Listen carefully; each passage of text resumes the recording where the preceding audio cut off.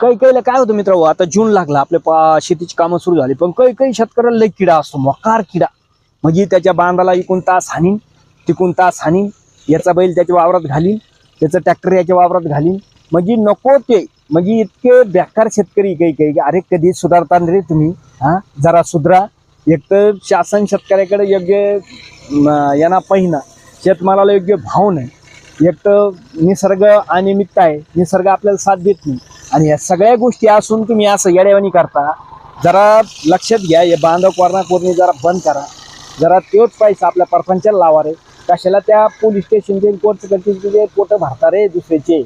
हा, एवढे कष्ट करून रात्रंदिवस मेहनत करून काय उपयोग आहे त्याचा? आहे की नाही?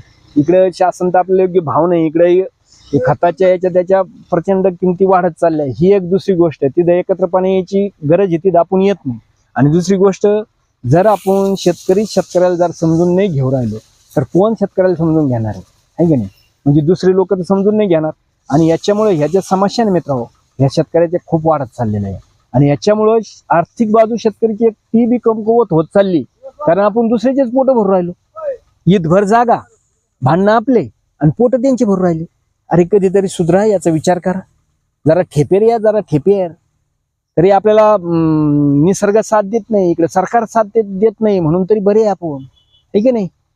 अरे कधीतरी ध्यानात आणा आणि एक होऊन जरा लढत शिका.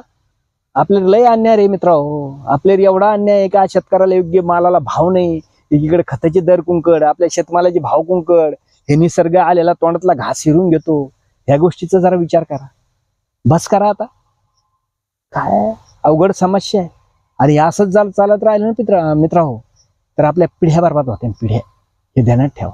चला, जय जवान, जय किसान, जय महाराज.